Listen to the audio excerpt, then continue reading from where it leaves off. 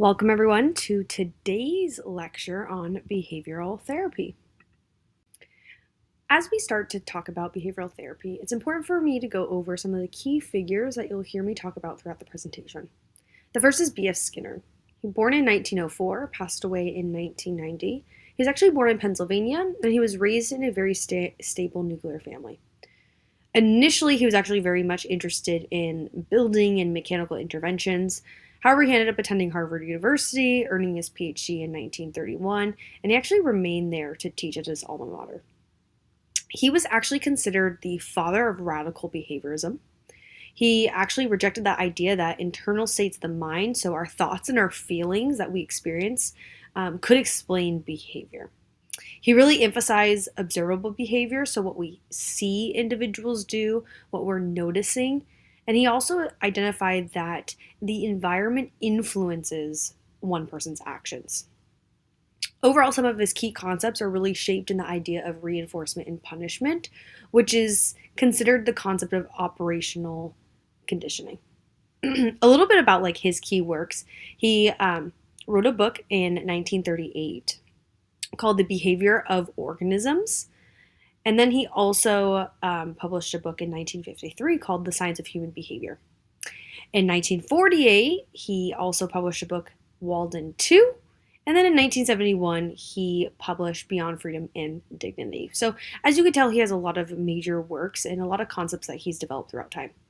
So, a little bit about the applications and his influence. So, he really evaluated laboratory research and the extent in which that can relate back to education, therapy, and social systems. So, he really evaluated through his research how it can be applied to humans. He very much so advocated for practical applications of behavioral science, and he overall wanted to improve human welfare as a whole. And lastly, he believed that understanding and controlling the environmental factors could really lead to positive social change for individuals. Now, on the other side, we have Albert Bandura. And he was born in 1925 and he passed away in 2021. He was actually born in rural Canada. He learned self direction from different educational resources that he engaged with. He did eventually go on to earning his PhD from the University of Iowa, and he joined Stanford University as faculty in 1953. He developed social learning theory. And basically, what that means is we learn behavior through observations and modeling. So, when we see someone do something, we are likely to model and mimic that behavior.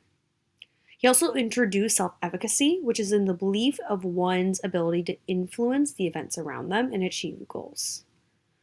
He also emphasized that humans are self reflective and self regulating beings. They're not just reactive beings. So he really worked to reshape how we viewed humans.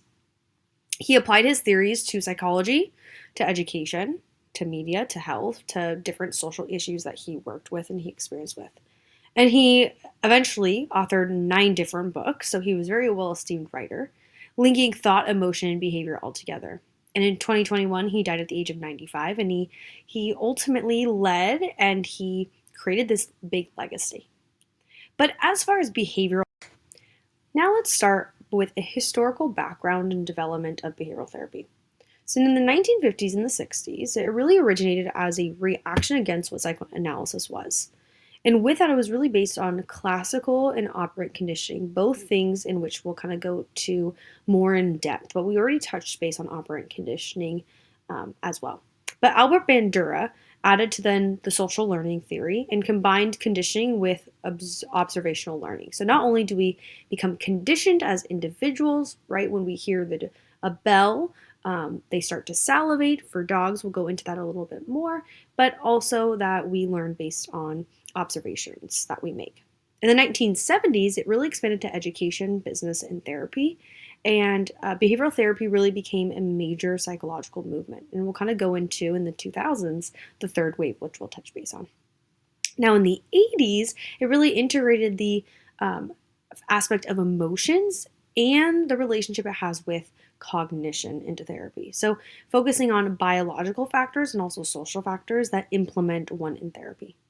And then around the 1990s, there was the formation of the Association for Behavioral and Cognitive Therapies because of the growth and the rise of the cognitive behavioral focus that therapy was kind of taking. And one thing we'll really establish is that behavioral therapy and next chapter, cognitive behavioral therapy, are really rooted in research and its evidence-based findings. And then in the 2000s now, we have the rise of what can be considered the third wave of therapies, which includes a combination of mindfulness-based stress reduction, dialectical behavioral therapy, acceptance and commitment therapy, eye movement desensitization. So there's many different aspects in which behavioral therapy has then now been diverted into different forms of therapy. So now I want to go into the 4 areas of development in behavioral therapy. So the first is classical conditioning, founded by Ivan Pavlov, but this is the concept that learning through association. Dogs, for example, Pavlov's dogs, he paired a neutral stimuli, being a bell, with a meaningful stimuli, being food. And he noticed that when a bell was paired with a meaningful stimulus, being the food, dogs would salivate. So every time the bell had been rung, the dog would then salivate in expectation of the food. So behavior then becomes conditioned when a neutral stimulus is repeatedly paired with a meaningful stimulus. So bell with food. So this was really a basis for systematic desensitization that we'll talk about, because the goal is that we can reduce fear and anxiety responses when we pair a neutral stimulus with a meaningful one as well. Now we have operant conditioning. This is B.F. Skinner. B.F. Skinner evaluated and learned that we learn, and our learning is shaped by the consequences that follow behavior. So we have positive and negative outcomes. Positive outcomes increase a behavior, and negative outcomes decrease that behavior. And overall, this concept is used in parent trainings, education, behavioral modification, and management programs, but it's used that we have a positive, which we're adding something. So for example, you do something, we give you a little candy as a reward, which then increases that behavior to encourage. Where negative is we're taking away. So they're playing with their toy incorrectly. If we're thinking about kids, we take away the toy, which is positive to them, which they don't have, which then decreases their behavior.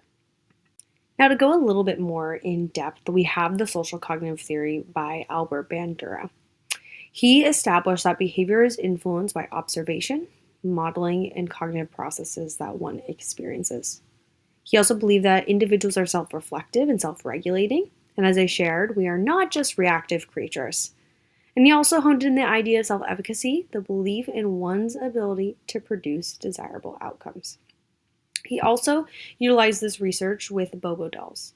He showed certain individuals another child either being kind to the Bobo doll or disrespectful to the Bobo doll.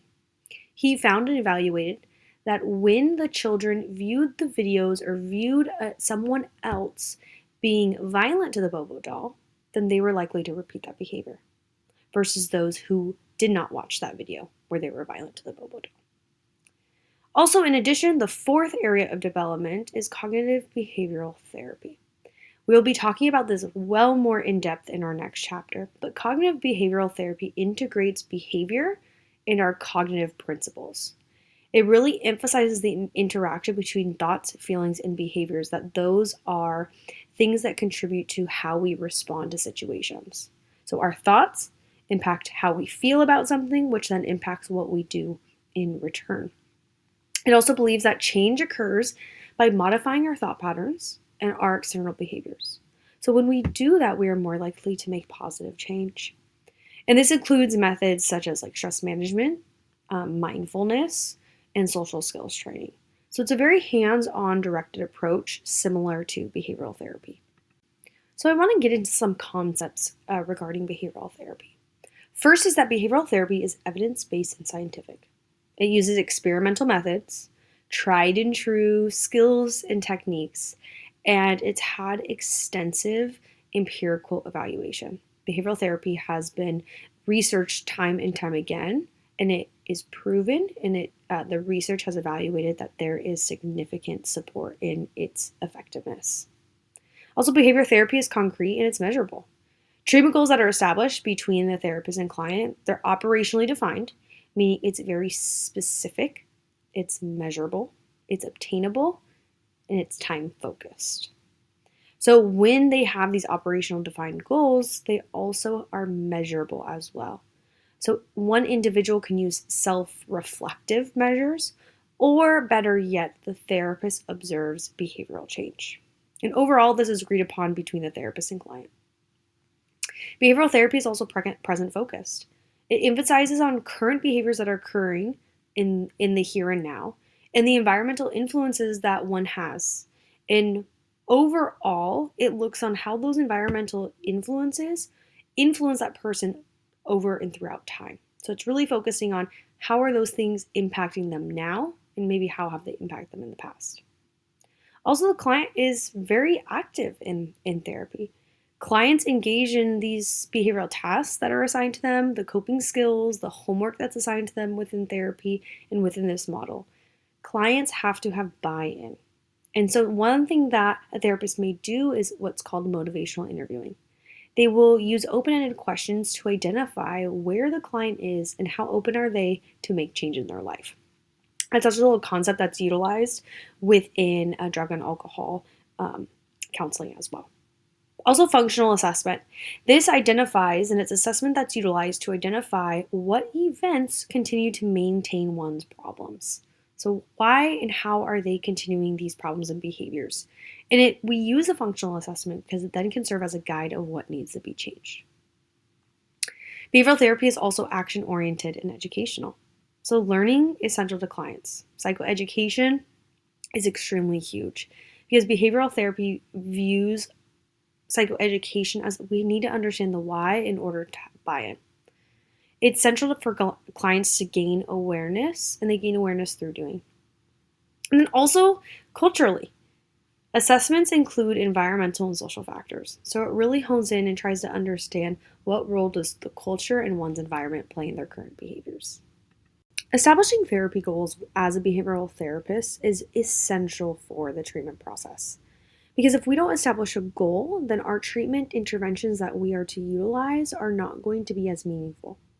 So the first thing we are going to do is use that functional assessment to establish what are the maladaptive behaviors the client is partaking in and to bring some awareness to what may need to be changed. However, the client needs to have buy-in and understanding what behaviors it is they want to change.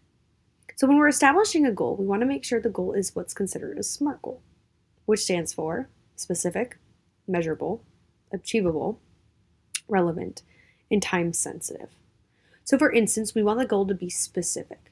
We want to reduce anxiety attacks by 5 times a week compared to the client's 10 times a week anxiety attacks. Those anxiety attacks are seen by sweaty hands, increased heart rate, increase in temperature, and feelings of paralysis. So we want to get very specific when defining that, what that looks like, what they experience, things like that. It has to be measurable. So we want to go from 10 a week to 5 a week if that was my client. But we also want to make sure it's achievable.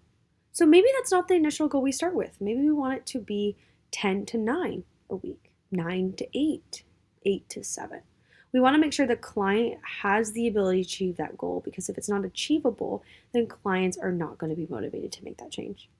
It needs to be relevant, meaning that the client has a buy-in they feel that's also just as important for them to work on. And then time sensitive, meaning that this is something the client can achieve within the duration of therapy. So therapeutic goals overall are essential because it focuses on increasing personal choice and creating learning conditions for our clients. So an assessment begins before treatment so we can identify those target behaviors. And actually, we continue those functional assessments throughout treatment. And the reason for that is goals are allowed to be revised.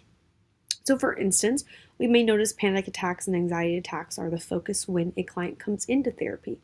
But maybe through the therapeutic process, we realize that there are some other things that need to be changed. So goals may be revised based on ongoing evaluation and empirical data that is provided. As a behavioral therapist, the role of a therapist is essential to the therapeutic change. It's a collaborative, structure, and action-oriented relationship to guide the client through behavioral change. As a therapist, behavioral therapist, they are actually conducting the functional assessment by identifying and using the ABC model. A stands for antecedents, which are any triggers or cues that ignite the behavior.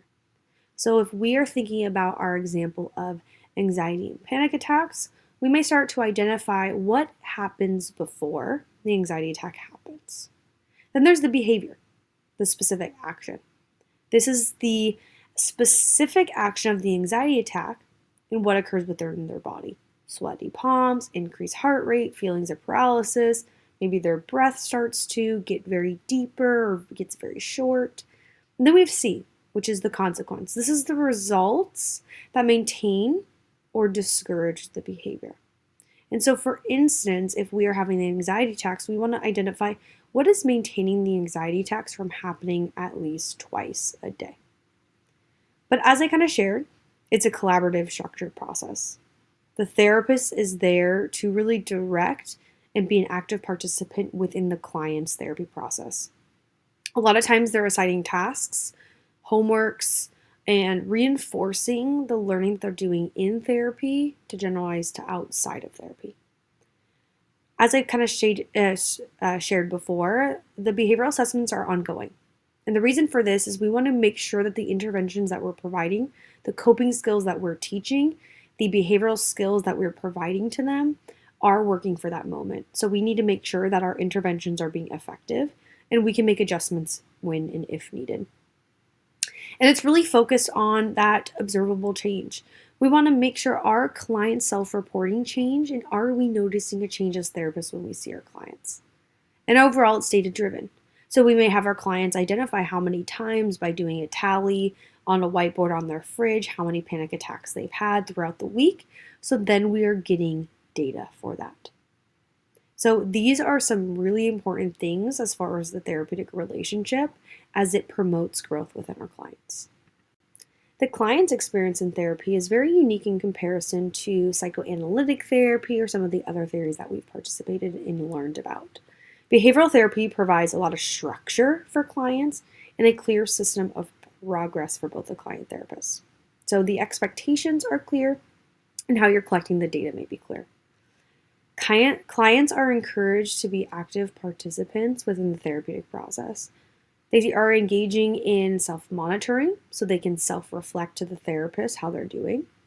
They are to engage in the homework assignments that are provided. So for instance, I as a behavioral therapist may provide homework to my client on, I would like you to participate in 25 minutes of mindfulness daily at either the beginning or end of their day. So that would be something they would need to do. And then also there's a lot of skill practice between sessions. So clients need to be ready and open to engage in the work that takes outside of therapy. But change also depends on the client's motivation to make change and where they're at with their willingness to act. It's not just establishing insights and having a discussion. It's about how can we be active participants within therapy to make this change. And that's where the therapist-client relationship is really essential. Also, if we're thinking about the successes as a client, they occur when new behaviors are translated, or another word could be generalized into their daily life. So the goal is we're teaching clients skills, and those skills are generalized, to their friendships, to their relationship, and therefore they're more common in the future. We may use motivational interviewing, as I kind of talked about, which is used to enhance and identify one's readiness to make those behavioral changes. And overall, there's a lot of experimentation that happens within behavioral therapy. We're starting to experiment with different adaptive behaviors, we're expanding on different coping skills, and we're trying to hone in on what is working for that client. Now, thinking about the therapist-client relationship, we start to identify within behavioral therapy the essential nature of which this is for the client.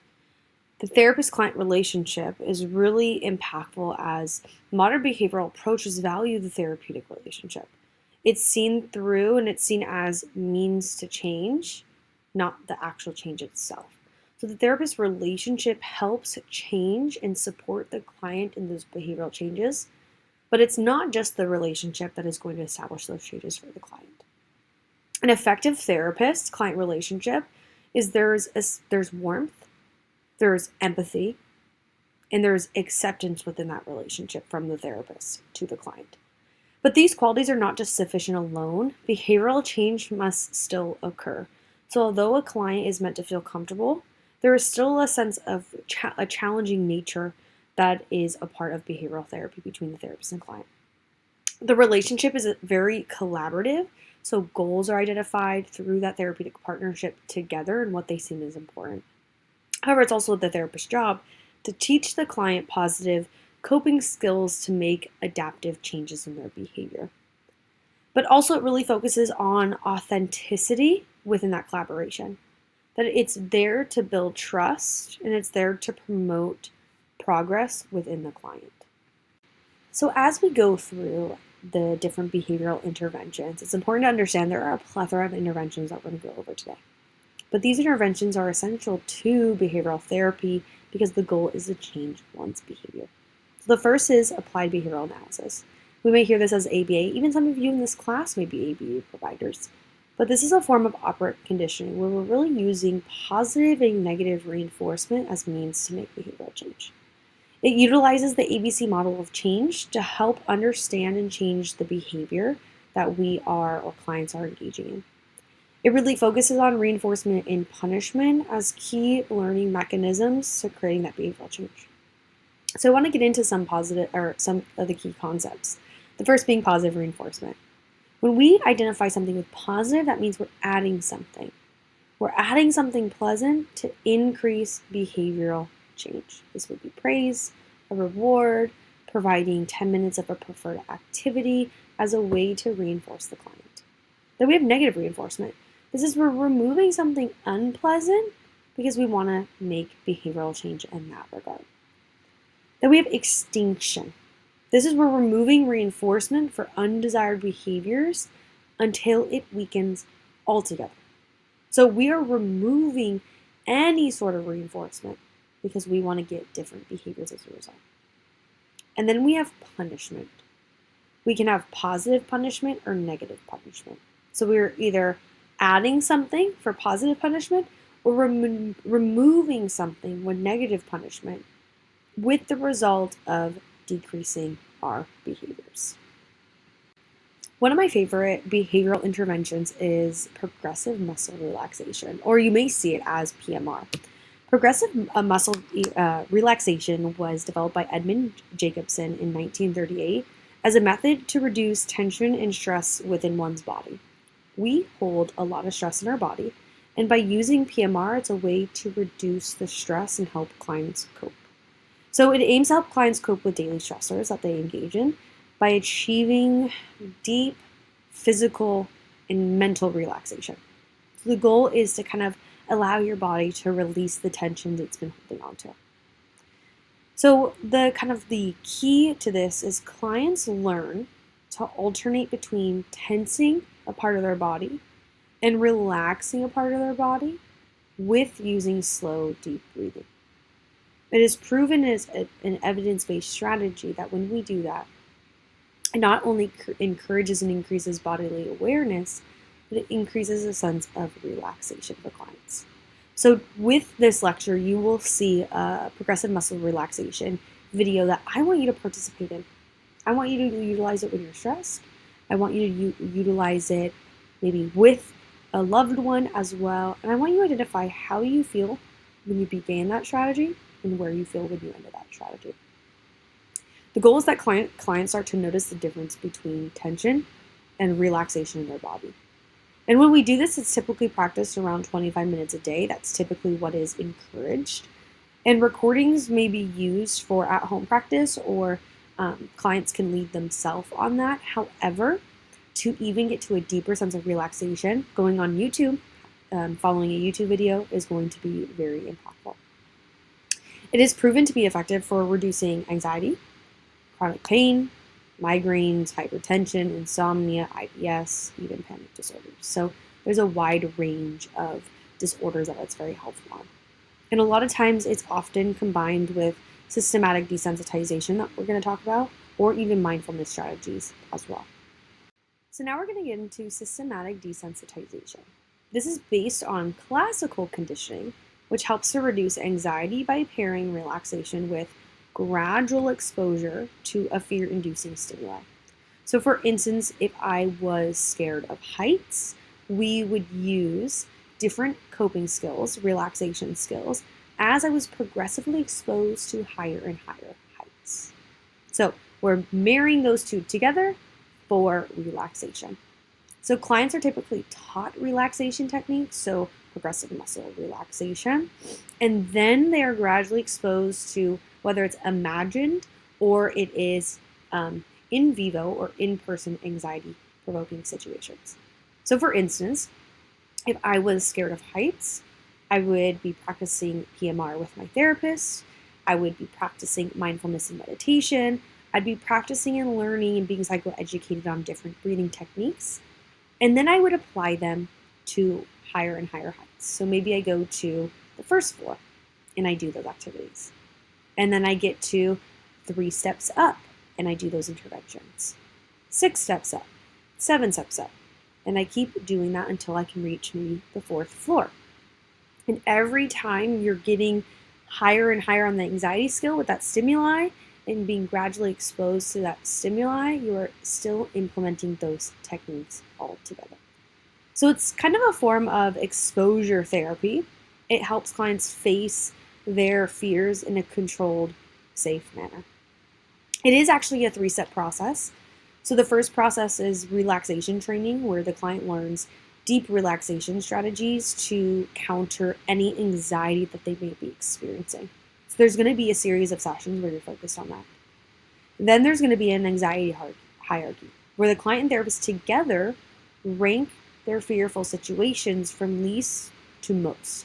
Sometimes you can use a worksheet that is a ladder, and at the bottom of the ladder is the least anxiety provoking, and the top of the ladder is the highest anxiety provoking. So sometimes clients do it in session on paper, sometimes they speak about it, but you're finding and you're developing that hierarchy of anxiety. And then there's the gradual exposure piece. The client can visualize the situation, they can either do it in vivo in that situation, but while they're remaining relaxed, they're gradually exposed and they gradually work up that hierarchy of anxiety provoking situations. Another example could be bugs to reptiles, right? Maybe we're exposed to a bug we're not very scared of, an ant, to a cricket, to a cockroach, to we don't like lizards, and we can go up that anxiety provoking hierarchy. But this is a very effective strategy and intervention. It's used for phobias, anxiety disorders, anger, nightmares, stress-related symptoms. It is used also in addition to homework and follow-up because it's very key for the client to practice visualizations and relaxation techniques outside of therapy. Though a lot of the work happens between the sessions. It's typically done within a 12 to 16 week span, so it's relatively short term for clients. Exposure therapy is a key part to behavioral therapy, in which it's designed to treat fears and negative emotion responses clients have. And you do this by safely exposing them to their anxiety-provoking situations, either by doing it by flooding or using in vivo exposure.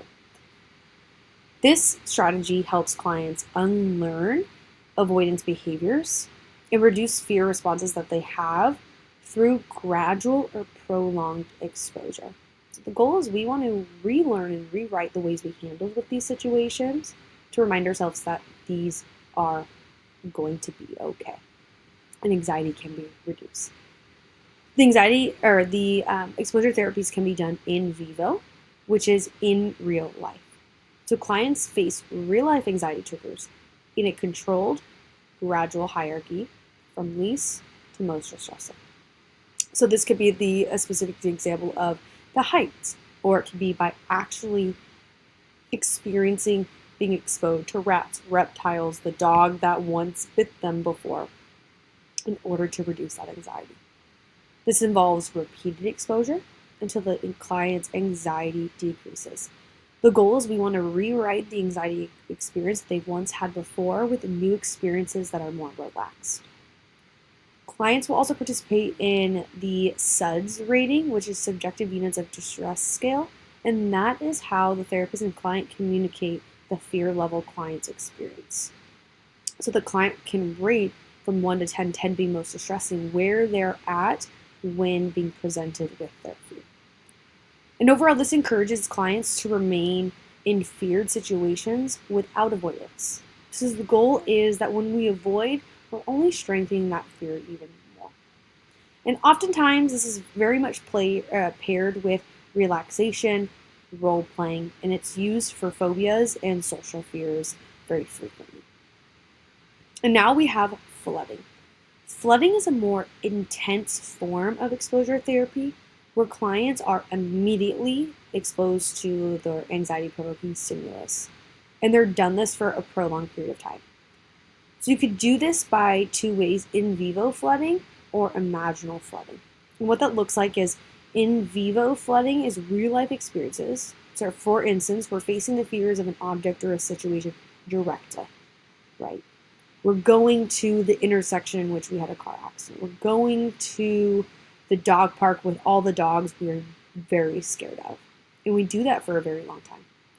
Then we have imaginal flooding. This is exposure through imagination. It's often used when maybe real life experiences are not possible. An example of this is trauma.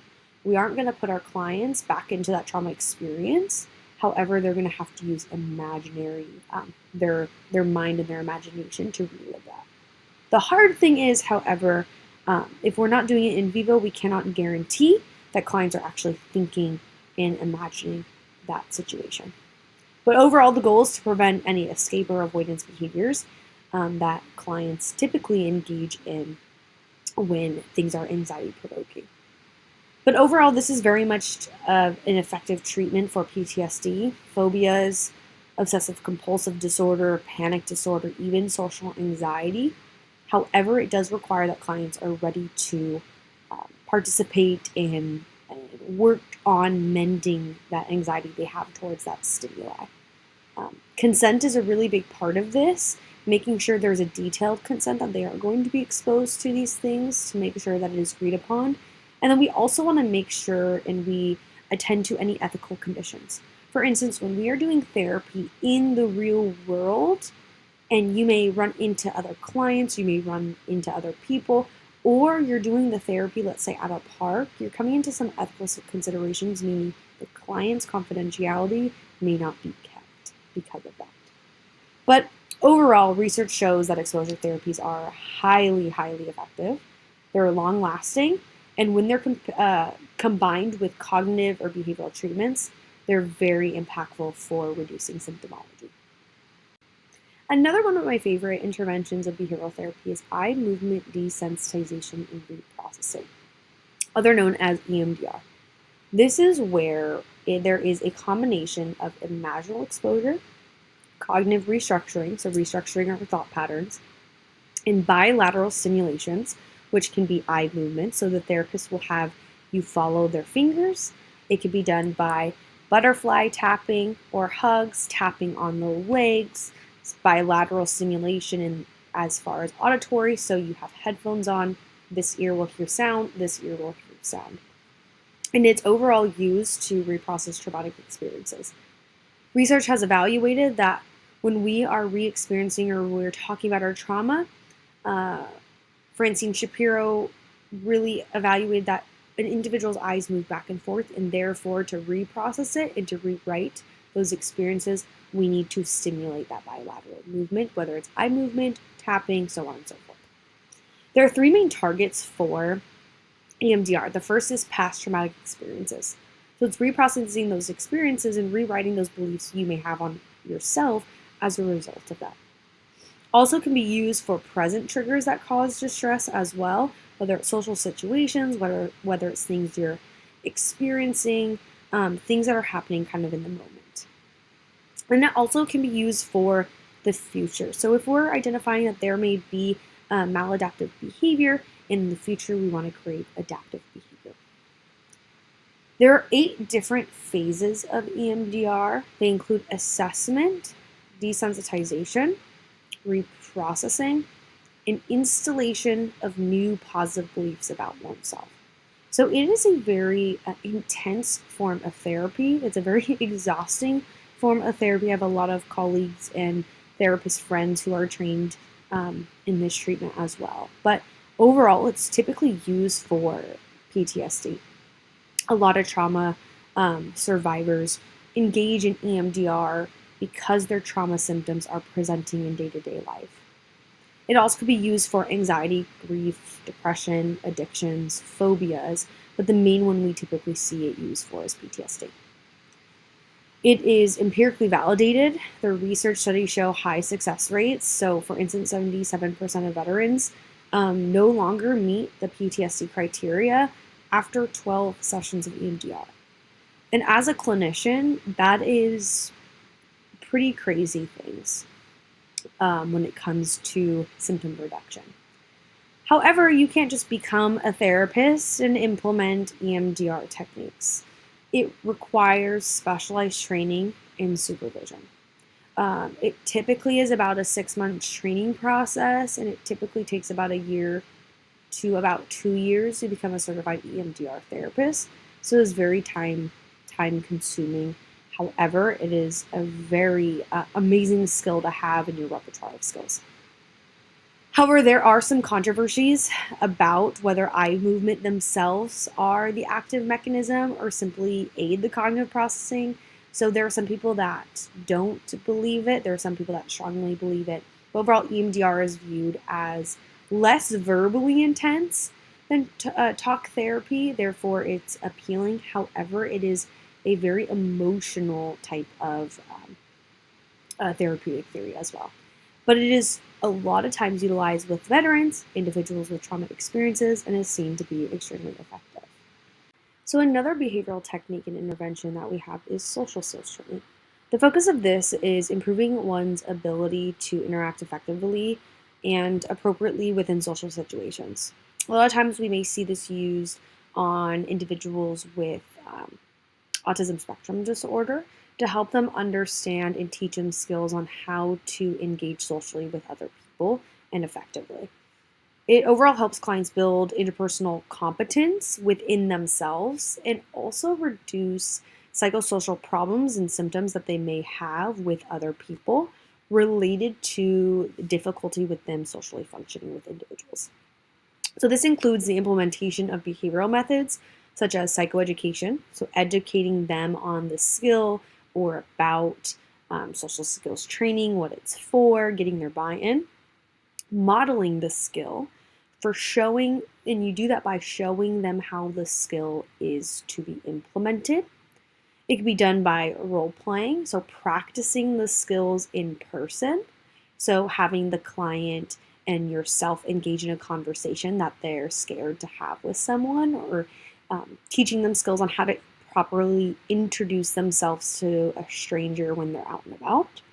Also, it's done by coaching, behavioral rehearsal, and also feedback from the therapist, feedback from the client because it's collaborative. And through social skills training, clients learn, practice, and apply new skills to real life situations and interactions outside of the therapy process with the purpose of ongoing therapy support. So, as the therapist, you're always going to be there to support the client. However, this does include a series of homework and follow-ups with the therapist to ensure and reinforce positive behaviors. And we also want these behaviors to generalize to other situations the client may be experiencing. Overall, if we were to implement this, it's very effective for a wide range of behavioral issues, concerns, and disorders. The first is ADHD, autism, anxiety, depression, substance abuse, and behavioral problems. You can utilize these situations clients are experiencing, tailor it by modeling, tailor it with role playing, and continually supporting the client. It's also very common in anger management training. You're going to teach the skills how to socially interact versus falling into those anger related behaviors and difficulty with managing aggression. So a lot of times I utilize social skills training with my clients when they are coming to me for anger management concerns or issues. There is a program called the PEERS program. So it's the program for evaluation and enrichment of relational skills. And it's actually an evidence based social skills training that's used for teens with developmental disorders or high functioning autism. So it's really used there for that purpose. And it can be utilized within a group setting, it can be utilized in an individual setting with the goal that these behaviors are generalized. And a lot of times this is used in a school-based setting with a therapist or in the school-based setting with someone who's providing any services within the campus to support the client's social skills. So going on with interventions, we also have self-management programs and self-directed behavior as another behavioral intervention. The focuses of these interventions are to help clients learn and regulate their own behaviors rather than relying on the therapist for their own behaviors. So it's giving them autonomy to learn how to manage their behaviors because the goal is they are not in therapy long term. We want clients to be functioning adults, functioning clients outside of the therapeutic relationship where therapy is not present 24/7. It really encourages personal responsibility, autonomy of the client, and also commitment to change. So the clients do need to be committed to implement these changes. But overall, in this treatment, this intervention, clients learn to apply the behavioral principles of their own lives, increasing engagement, and ultimately, the goal of this is then to reduce therapy costs long term for them. So disengaging with therapy and discontinuing therapy because they are at a place where they're able to self-direct their behavioral changes. There are 5 different core components of self-management programs and self-directed behavior. The first is selecting goals. So you want to help the client select goals with realistic, measurable, and meaningful objectives. So you would identify SMART goals. Now you want to translate those goals into target behaviors. So for instance, you want to specify those observable behaviors and identify any barriers you have to implementing them. And then a client would engage in self-monitoring. So they are individually tracking their actions, thoughts, and feelings through, it could be a behavioral diary, it could be a tally list, it could be a chart list, but tracking their behaviors to understand what their triggers, the consequences, and how they're managing and able to do that, but also how many times this is occurring for the clients on a week-to-week basis. Then the client is going to work out a plan for change. So they're going to replace and they're going to work to replace any ineffective behaviors, apply reinforcements to themselves, and develop a sustainable action program outside so they do not have to rely on the therapy all the time. And then you're going to evaluate the action plan. So you're always going to assess progress. You're always going to revise your goals. And you're going to do this by identifying where there's any changes and if changes need to happen. But a lot of times this is used for anxiety, panic disorder, procrastination, anger, fear, productivity, study habits. The list can go on. And it's something that we all can utilize, tomorrow if we want to increase our exercise, change our diet. There's so many different ways in which we can apply this. But the goal is to emphasize lifestyle changes that are going to lead to lifelong change for themselves. So now we're going to focus on mindfulness and acceptance-based strategies and approaches.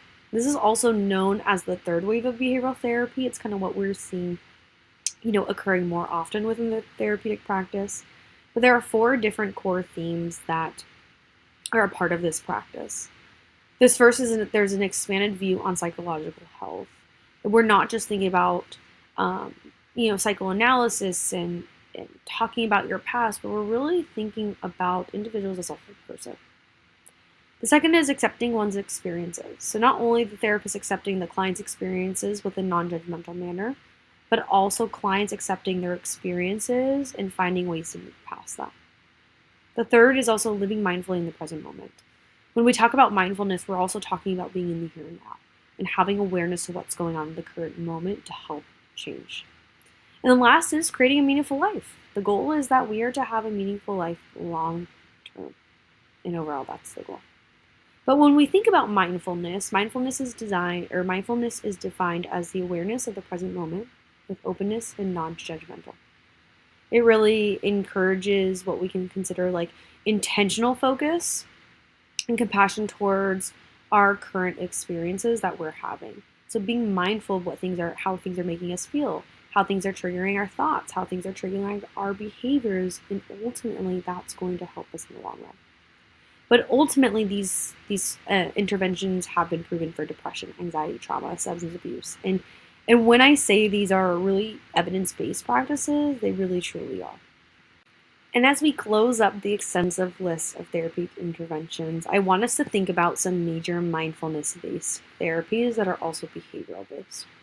The first is mindfulness-based stress reduction. This is typically seen as an 8-week structured program, teaching mindfulness strategies, meditation, to overall reduce stress, pain, and suffering that one may experience. It really emphasizes experiential learning, which means clients are participating in meditation, yoga, mindful nature walks, and they're getting engaged with the practice. But overall, the goal is to help clients observe rather than react to distress. So we want to help and encourage clients to be self-aware with that process. Now we have mindfulness cognitive therapy.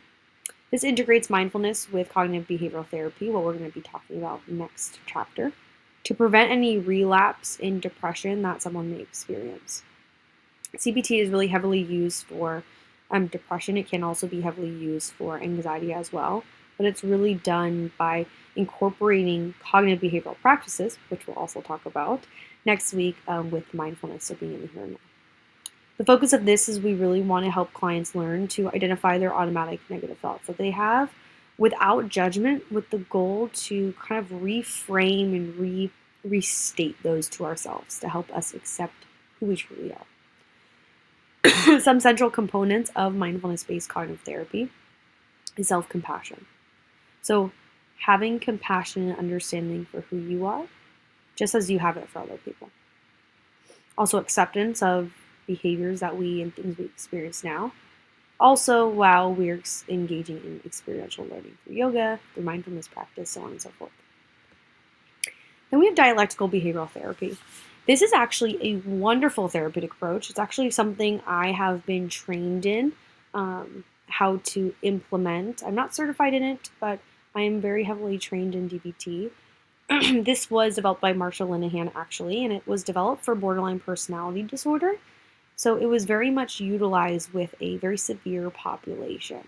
And if we know anything about borderline personality disorder, it's a personality disorder in which there's a push and pull that clients have with a lot of people. There's a lot of risky behavior taking. There's like, I love you, I hate you kind of behavior. And when I talk to other clinicians about working with borderline individuals, is they take you on a roller coaster within therapy.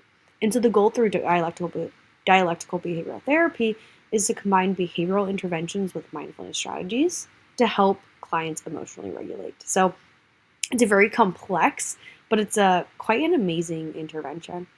It focuses on what they call dialects, which are balancing acceptance with change. So we want to accept our situation, but we also want to engage in change long term. There are some core skill areas that this utilizes. The first is mindfulness, so awareness of the present moment. And there's going to be distress tolerance, which is crisis coping. So it's skills that they can utilize when they're in a crisis to mitigate that crisis. Then emotional regulation. This is how can clients learn skills, and their specific skills to manage intense feelings that they have, those high highs, those low lows.